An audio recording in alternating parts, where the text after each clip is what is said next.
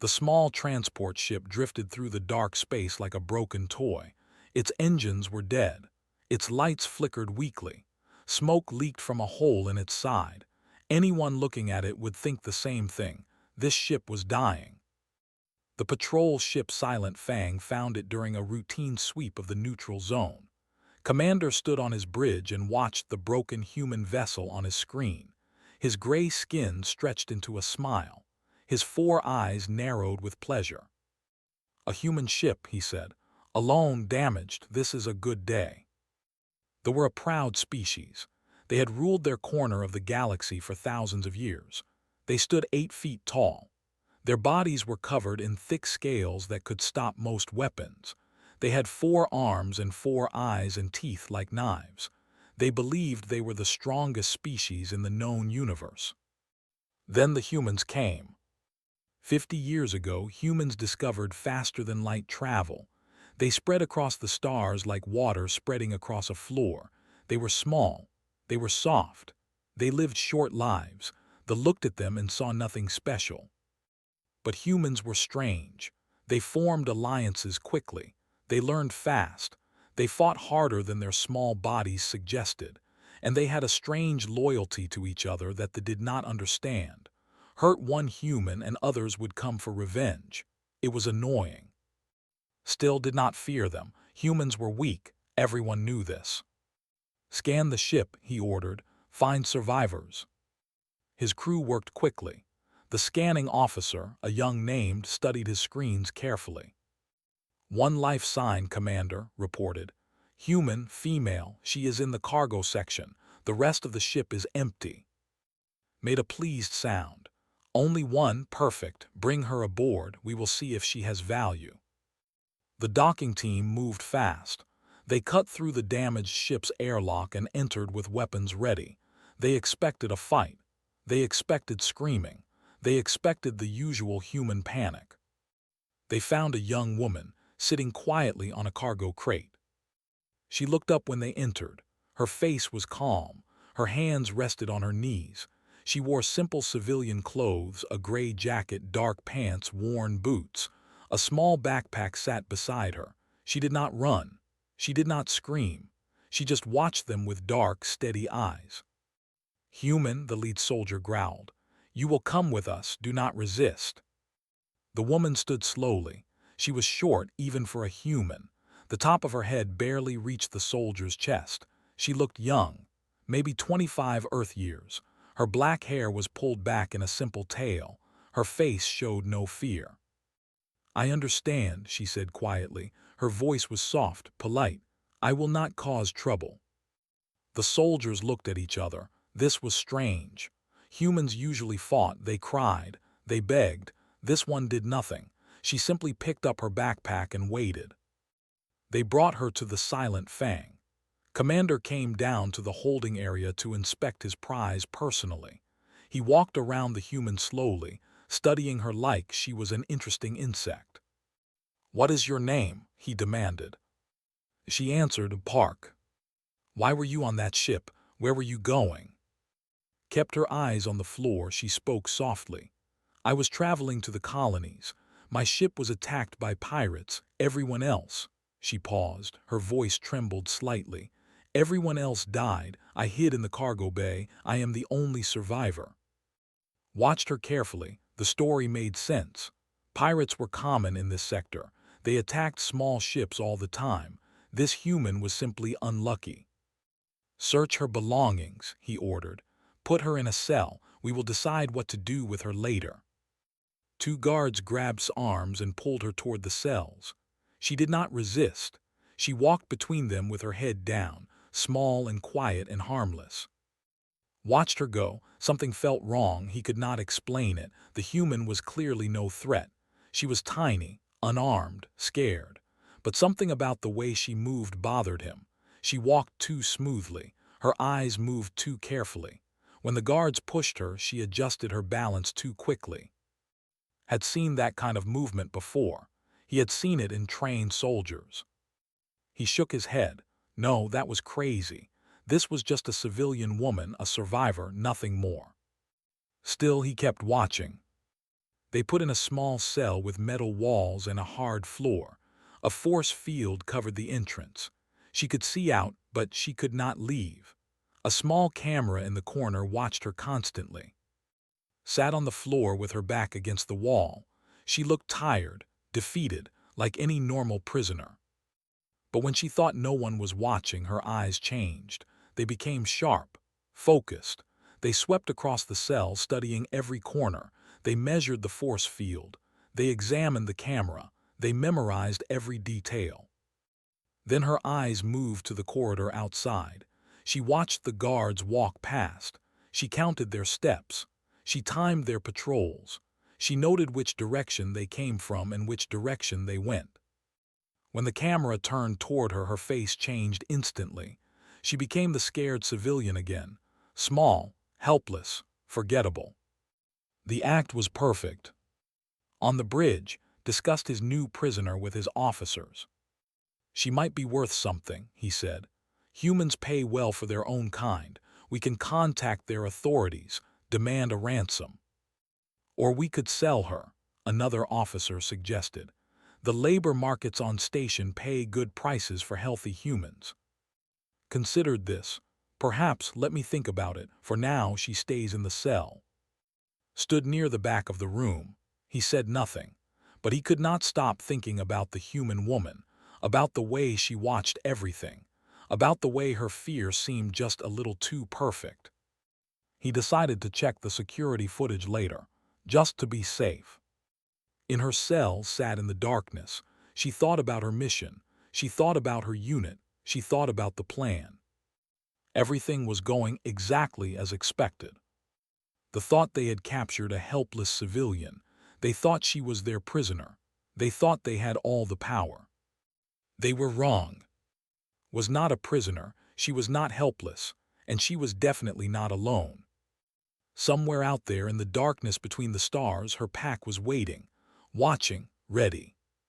The black wolves always came for their own. Closed her eyes and allowed herself a small smile. Then she made her face blank again and waited for the next phase of the plan to begin. The next morning, Commander ordered a full search of the humans' belongings. This was standard practice on the Silent Fang. Every prisoner was searched. Every item was examined. You never knew what valuable information or technology a captured enemy might carry. 2 officers brought backpack to the examination room. It was a simple bag, old and worn, with faded colors and broken zippers. It looked like something a poor traveler would own. Nothing special. The officers dumped everything onto a metal table. They did not bother being careful. Human belongings were worthless to them. They just wanted to finish this boring job and get back to their duties. Items scattered across the table. A water flask dented and scratched. A package of nutrient bars, the cheap kind sold at space stations. A small first aid kit with basic medical supplies. A data tablet with a cracked screen. Some spare clothes folded neatly. A small photograph of an older couple, probably her parents. One officer, a tall named, laughed at the sad collection. "Look at this garbage," he said. "Humans are so poor, they carry nothing of value." His partner, a female named, picked up the photograph and studied it. She had a family. "I wonder if they will pay for her return." "Who cares?" replied. "Just finish the search, I want to eat." They continued going through the items. They checked the data tablet but found only entertainment files, music, books, simple games, nothing useful. They opened the first aid kit and found bandages and medicine. They smelled the nutrient bars and made disgusted faces. Human food smelled terrible to noses. Finally reached into the bottom of the backpack. His hand touched something soft and heavy. He pulled it out. It was fabric, black fabric folded carefully into a tight square. It felt different from the other clothes, heavier, stronger, more serious. "What is this?" muttered. He began to unfold it. The fabric opened into a jacket, a uniform jacket. It was black as deep space with silver trim along the edges. The material was thick and tough, clearly military grade. On the left side of the chest there was an embroidered patch. Stared at the patch. His 4 eyes went wide, his gray skin turned pale. The patch showed a skull wearing a combat helmet. Behind the skull, 7 stars formed a circle. Below the skull, 2 words were written in the human language. Could not read human writing, but he recognized the symbol. Every knew that symbol. He whispered, his voice shook, "Look at this." Came closer. When she saw the patch, she stopped breathing. Her hands began to tremble. "That cannot be real," she said. "It must be fake, a copy." "Look at the fabric," replied. "Look at the quality. This is real military equipment. This is genuine." Grabbed the jacket and turned it around. On the other side of the chest, she found a name tape, white letters on black fabric. She could read human writing. All officers learned the basics. The name tape read, Park Yuna. Below the name tape there was a rank insignia, 3 horizontal lines and a star, warrant officer. Dropped the jacket like it was on fire. She backed away from the table. Her entire body was shaking now. "Get the commander," she told. "Get him now, hurry." Ran. Commander was eating his morning meal when burst into his quarters. The young officer was breathing hard. His face was pale. His words tumbled out in a panic. "Commander, the human, her belongings, you need to come. Now, please." Was annoyed. He did not like being interrupted during meals, but the fear on his face was real. Something was very wrong. He followed to the examination room. Stood near the door, refusing to go back inside. She pointed at the table. Walked to the table and looked down. He saw the black jacket. He saw the silver trim. He saw the patch with the skull and the 7 stars. His blood turned cold. For a long moment could not move. He could not speak. He could only stare at the symbol that every child learned to fear. The Black Wolves, the 7th Terran Special Operations Division. Everyone in the galaxy knew stories about the Black Wolves. They were the most dangerous humans in existence. They were not normal soldiers. They were something else, something worse. The stories said they could appear from nowhere and disappear like smoke. They could kill in silence. They could break any code, hack any system, escape any prison. They trained for years in conditions that would kill normal humans. They felt no fear. They never surrendered. And they never, ever left their own people behind. Had heard many stories. He heard about a black wolf who killed an entire enemy base with nothing but a knife. He heard about a mission where 4 black wolves destroyed a fleet of 50 ships. He heard about a rescue operation where a single black wolf walked into an enemy fortress and walked out with 20 prisoners. He thought the stories were exaggerations, lies, human propaganda. Now he held the jacket of a black wolf in his hands, a real jacket with a real name, Park. The same name the human woman had given him. His hands were shaking. He tried to control himself. He was a commander. He could not show fear in front of his crew. "Bring the prisoner," he ordered. His voice came out rough. "Bring her here now." 2 guards ran to get. They brought her to the examination room in restraints. She walked calmly between them, head down, face blank, the perfect image of a helpless prisoner. She stopped in front of. She saw her belongings spread across the table. She saw the black jacket in his hands.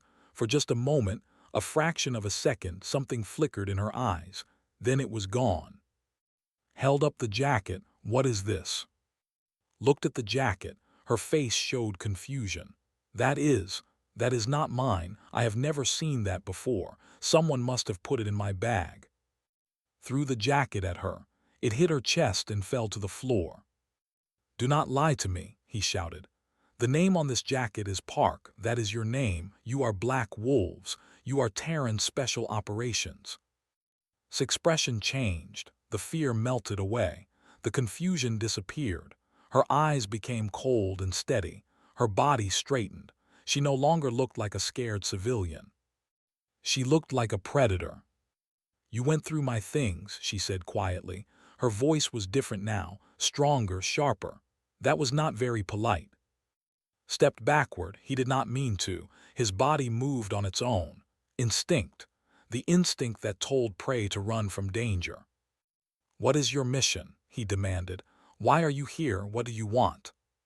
Smiled. It was not a friendly smile. It was the smile of someone who knew a secret, someone who held all the cards.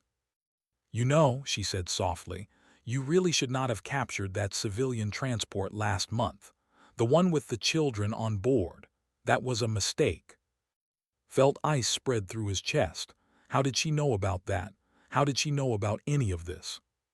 "We received the report 3 weeks ago," continued. "Ships capturing human civilians in neutral space, selling them to labor markets, keeping the children for other purposes." Her eyes hardened. "Command was not happy. They sent us to investigate." Was standing near the door. He had come when he heard the shouting. Now he understood everything. The strange movements, the careful eyes, the way she seemed to be waiting for something. She had let them capture her. She had wanted to be brought aboard. "You planned this," whispered, "from the beginning." Turned her head and looked at him. Her eyes were like dark stars, cold and distant and incredibly dangerous.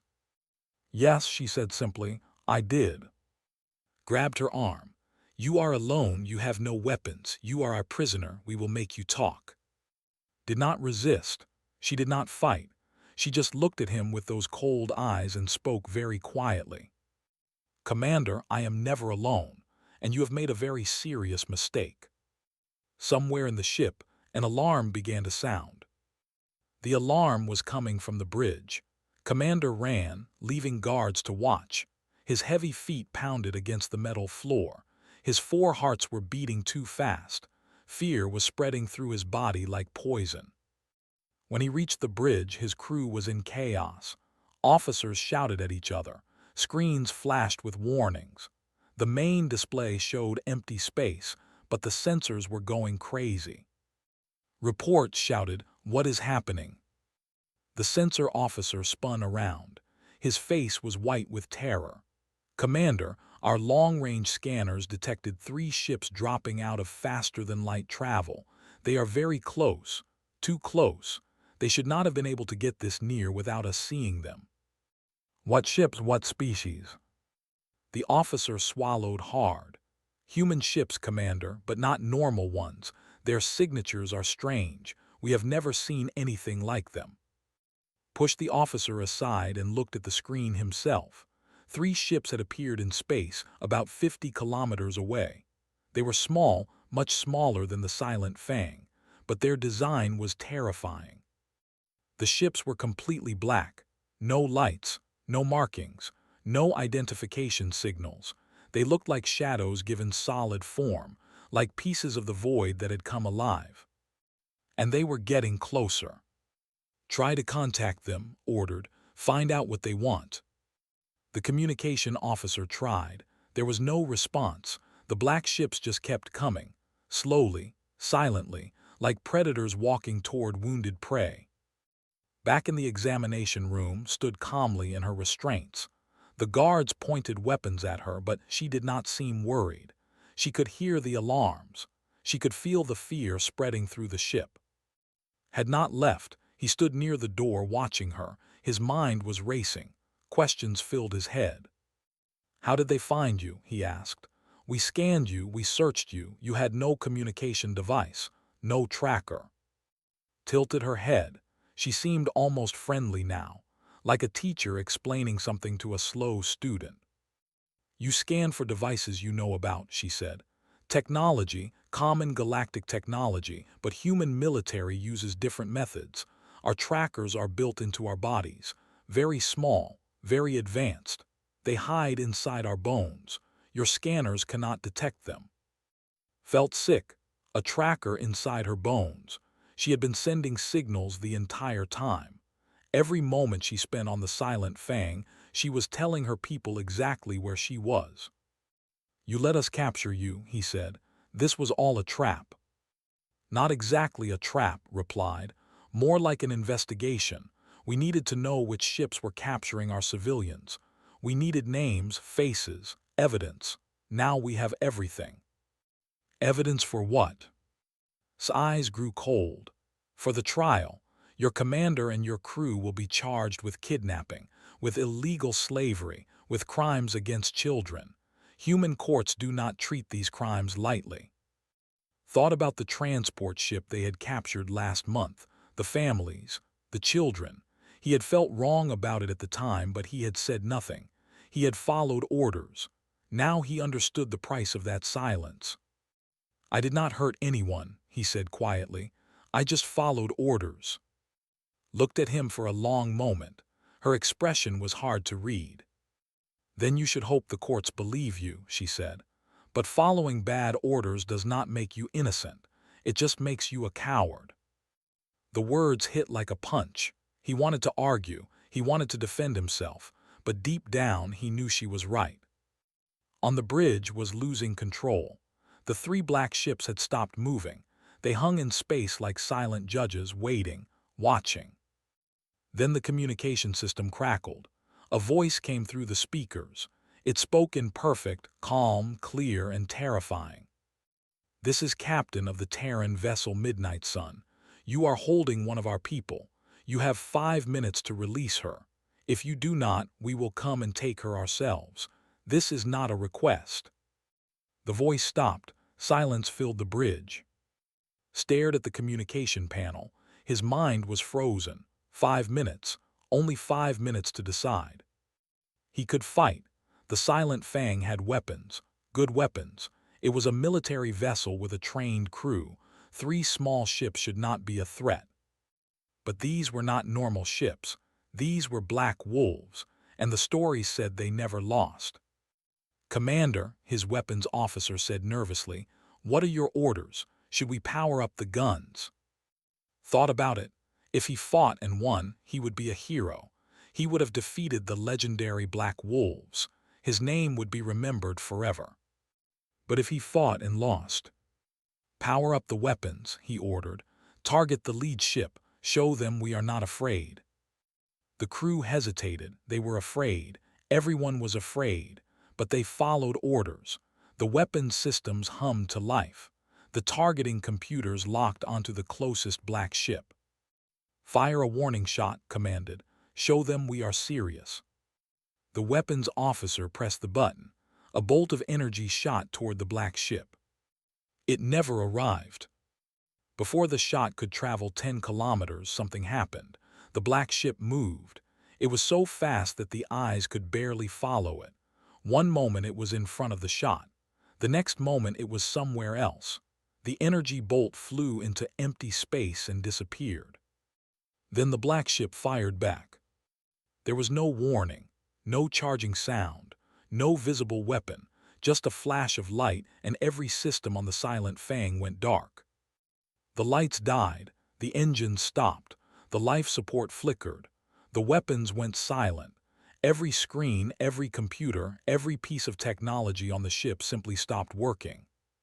Emergency lights came on, dim red lights that painted everything in the color of blood. The crew stood frozen in the darkness, too shocked to speak. The communication system was still working.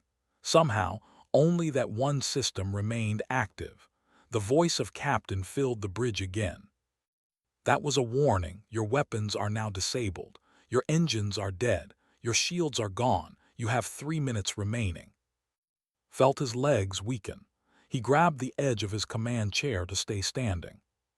"How?" he whispered. "How is this possible? One shot, just one shot, and they killed everything." No one had an answer. In the examination room, the guards were panicking. Their communication devices were dead. Their weapons felt cold and powerless in their hands. The force fields that held prisoners were flickering weakly. Had not moved. She stood in the same place, watching the chaos with calm eyes. "You should probably put down your weapons," she said helpfully. "When my team arrives, they might think you are threatening me. That would not end well for you."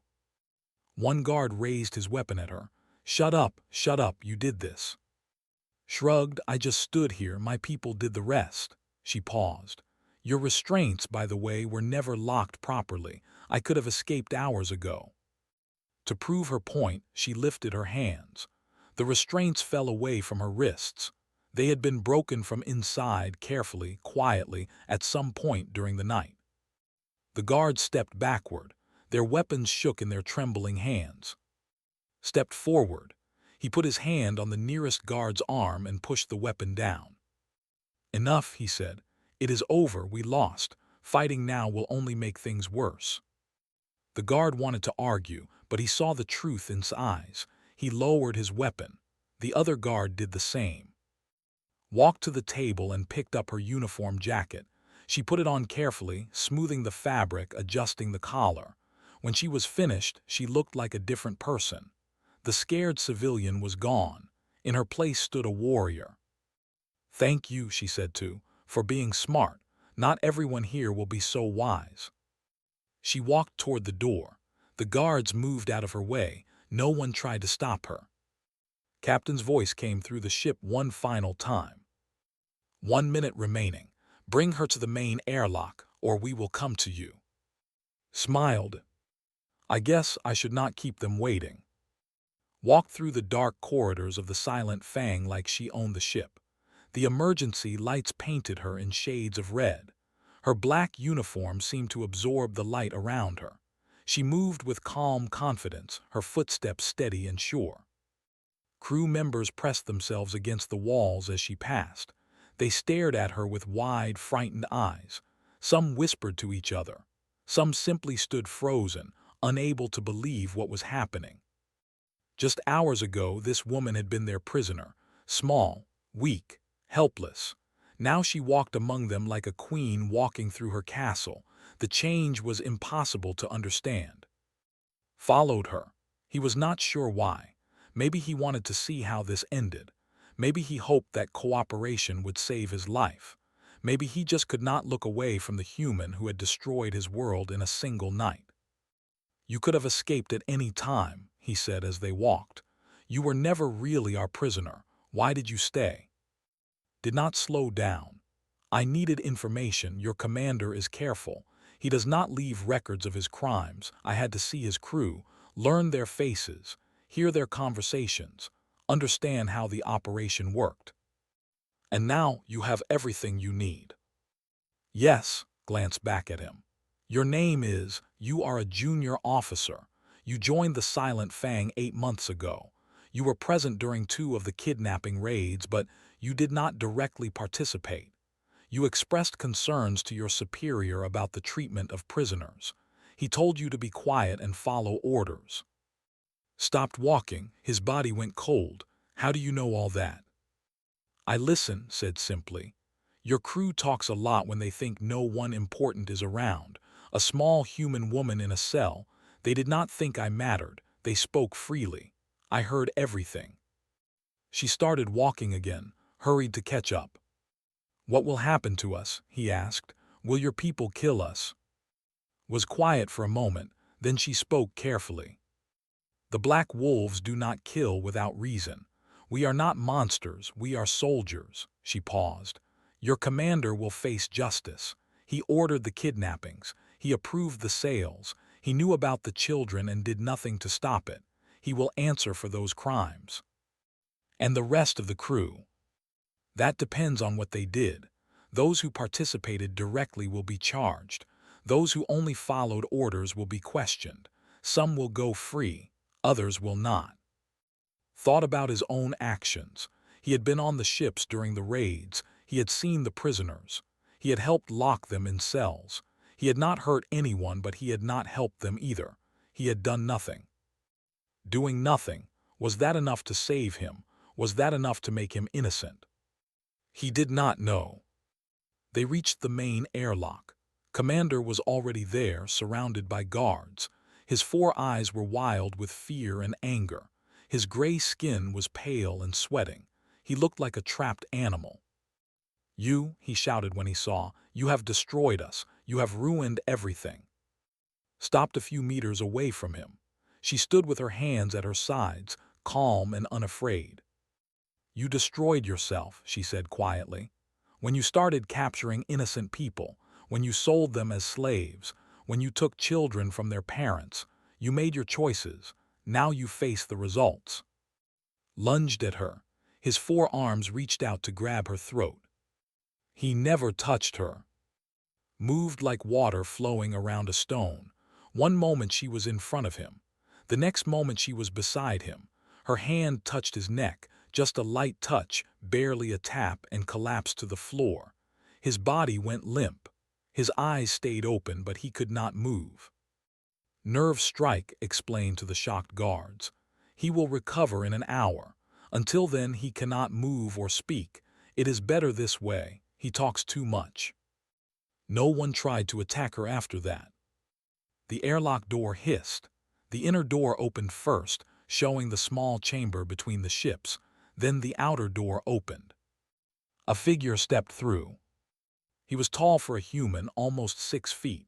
He wore the same black uniform as, but his had more silver on the shoulders. A captain's insignia. His face was calm and handsome, with sharp eyes that saw everything. His black hair was cut short and neat. He moved like a predator, smooth and controlled and dangerous. Behind him came 5 more figures in black. They wore combat armor with helmets that hid their faces. They carried weapons that they did not recognize. They moved in perfect formation, covering every angle, watching every threat. The Black Wolves had arrived. Captain walked toward. He stopped in front of her and looked her over carefully, checking for injuries. "Warrant Officer Park," he said. His voice was deep and steady. "Report." Straightened her back and spoke formally. "Mission complete, Captain. I have identified all crew members involved in the kidnapping operation. I have memorized the ship's layout, security codes, and communication frequencies. I have recorded 17 hours of conversations providing evidence of criminal activity. The commander is disabled. The crew has surrendered." Nodded. His face showed no emotion, but his eyes were warm. "Good work," he said simply. That was all. 2 words. But from a Black Wolf captain, 2 words were worth more than 1,000 compliments from anyone else. One of the armored soldiers approached. When she spoke, her voice was female, filtered through her helmet. "Captain, we have control of the ship's systems. Engines, weapons, life support, everything is under our command. We can restore their systems when we leave." "Do it," ordered. "I do not want them drifting helpless in space. Even criminals deserve to live." The soldier nodded and spoke into her helmet radio. Another soldier, a male voice, pointed at the crew. "What about them, Captain? Do we take them with us?" Looked at the frightened aliens. His eyes stopped on Commander, still lying paralyzed on the floor. Then they moved to the guards, trembling with their useless weapons. Finally, they stopped on. "That one," said, pointing at, "he cooperated." Nodded. He showed good judgment. He stopped others from fighting. He asked questions instead of attacking. Studied for a long moment. Felt like the human could see inside his mind, could see all his secrets, all his fears, all his guilt. "What is your name?" asked. "Sir." The word came out before he could stop it. He had called a human sir. A week ago, that would have been unthinkable. Repeated. "When your courts ask what happened here, tell them the truth. All of it, hide nothing. Do you understand?" "Yes, sir." "If you lie, we will know, and we will come back." Eyes were cold. "You do not want that." "I understand, sir. I will tell the truth." Turned away. The conversation was over, was already forgotten. "We are leaving," the captain announced. "With me. The rest of you secure the prisoners for transport." "What prisoners?" one of the soldiers asked. Pointed at only him. "The commander goes with us. The rest stay here. Their own government can deal with them." The soldiers moved quickly. They picked up's paralyzed body and carried him toward the airlock.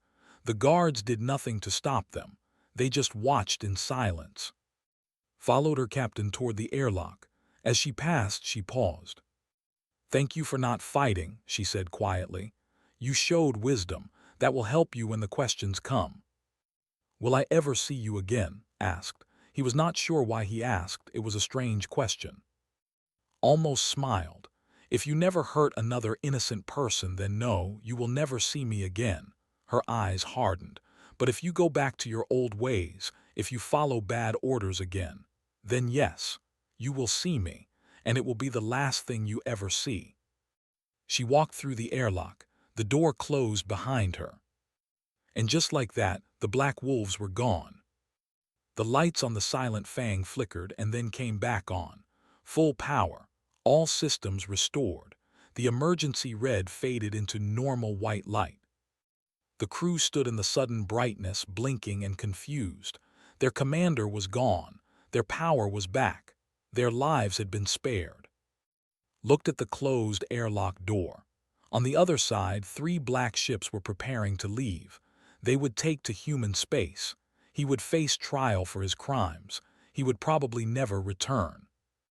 And had to stay. He had to explain everything to his own people. He had to tell the truth, as the human captain had ordered. He did not know what would happen next. He did not know if he would be punished or freed. But he knew one thing for certain. He would never, ever capture a human again. The midnight sun moved silently through space, leaving the ship far behind. Its black hull reflected no light. Its engines made no sound. To any sensor in the galaxy, it was nearly invisible, a shadow moving through the darkness between stars. Inside the ship, sat in the medical bay while a soldier named checked her vital signs, was the team's medic, a small woman with gentle hands and sharp eyes. She was quiet but efficient, scanning's body for injuries with a handheld device. "Any damage?" Captain asked from the doorway. "Minor bruising on her arms from the restraints," reported. "Otherwise she is healthy. They did not torture her." "They thought I was just a scared civilian," said. "Why hurt someone who was already broken?" Nodded. "It was a smart strategy. Acting weak made enemies careless. Careless enemies made mistakes. And the had made many mistakes." "The commander is secure?" asked. "Yes, locked in our holding cell. The paralysis is wearing off, but he is not going anywhere," crossed his arms. "He keeps shouting threats, says the government will destroy us, says we have started a war." Almost laughed. "He kidnapped our children and sold them as slaves, and he thinks we started a war." "He is a fool," agreed. "Fools always blame others for their problems." The ship's pilot, a young man named, spoke over the communication system. "Captain, we are approaching the jump point, ready to enter faster-than-light travel on your command." Walk to the bridge. Followed, her medical check complete. The other team members were already at their stations. The second pilot named, the weapons expert named, and the communications officer named. 6 soldiers in total plus 7 black wolves on one small ship. 7 was enough. Through the bridge windows could see the stars waiting for them. Somewhere out there beyond the cold emptiness was Earth, was home. She had not seen it in 3 years. This mission had kept her far from familiar places. "Jump when ready," ordered. Activated the faster-than-light engine. The stars stretched into long lines of light. The ship hummed with power, and then they were gone, vanishing from normal space in an instant. In the observation room, sat alone for a while. She needed quiet. She needed time to process everything that had happened. The mission was complete. Commander was in custody. The evidence she had gathered would be used in his trial. The kidnapping operation would be exposed. Justice would be done. But did not feel victory. She felt tired. She felt sad. During her time on the Silent Fang, she had learned things she wished she did not know. She had heard the crew talk about the prisoners they had captured, about the families they had torn apart, about the children they had sold. One guard had laughed about a little girl who cried for her mother. He thought it was funny. He made jokes about it. Had stayed silent in her cell, listening. She had kept her face blank and her emotions hidden. She had recorded everything in her memory, just as she was trained to do. But inside she was burning. The door opened. Lieutenant stepped inside. She was tall for a woman, with a serious face and calm eyes. She had been second in command for 5 years. She and had served together on many missions. "You did well," said simply. Shook her head. "I did what was necessary. It does not feel like enough." "It never does," sat down across from her. "We catch one criminal, we save some lives, but there are always more criminals, always more victims. The work never ends." "Then why do we keep doing it?" Thought about the question. Outside the window, strange lights flashed by, the view during faster-than-light travel, beautiful and terrifying at the same time. "Because someone has to," said finally. "Because if we do not, who will? The galaxy is full of monsters. Some wear scales, some wear suits, some wear the faces of friends. But they are all monsters, and they will hurt innocent people unless someone stops them. And that someone is us. Yes, that is who we are. That is what the black wolves do. We go into the darkness so others can live in the light." Was quiet for a moment, then she nodded slowly. "I understand." They sat together in comfortable silence for a while. Two soldiers who had seen too much. Two women who carried heavy burdens. They did not need words. They simply understood. 3 weeks later, Commander stood trial in a human court. The evidence was overwhelming. Recordings, testimonies, data files, witness statements. Everything had gathered during her time as a prisoner was presented to the judges. The trial lasted 5 days. On the 6th day, the verdict was announced. Guilty on all charges: kidnapping, human trafficking, crimes against children. The sentence was life imprisonment with no possibility of release. Screamed and raged as the guards took him away. He cursed the humans. He cursed the court. He cursed who sat in the gallery watching him.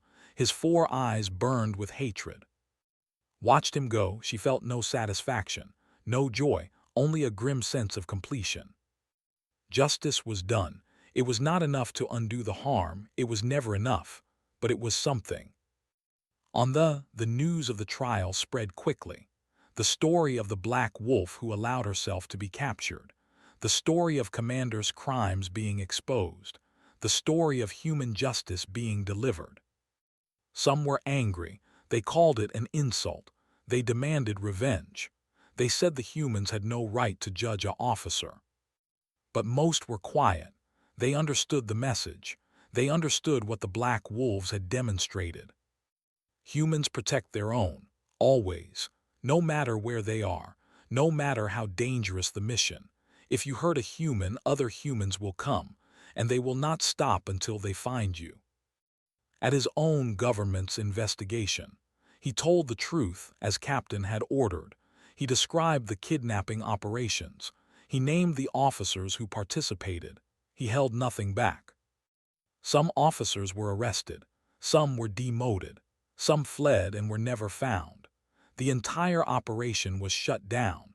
The shipping routes used for transporting prisoners were closed. The labor markets on station were raided, and many human captives were rescued. Because of this mission, over 100 humans were freed. Himself was cleared of most charges. He had participated in the raids, but he had not directly harmed anyone. He had followed orders, but he had shown mercy when possible. The courts decided he was guilty of following an illegal command, but not of the more serious crimes.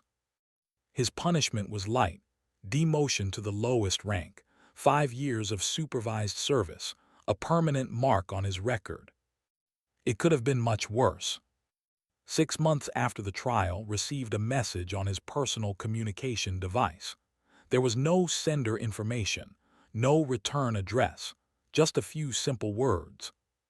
"You kept your promise, we noticed, good luck." He stared at the message for a long time. Then he deleted it and went back to work. Somewhere in the galaxy, the black wolves were still hunting, still watching, still protecting their own, was probably on another mission by now.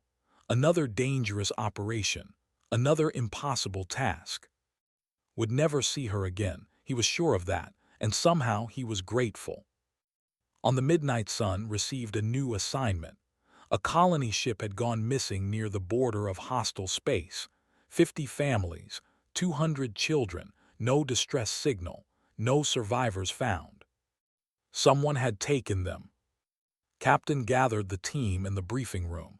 He explained the situation. He showed them the maps. He described the enemy territory they would need to enter. It was dangerous. It was almost impossible. The odds of survival were low. "Any questions?" asked when he finished. There were none. The Black Wolves never had questions. They had missions. Checked her equipment. She packed her bag, the same old bag she had carried on the ship. She folded her uniform jacket carefully and placed it at the bottom, just like before.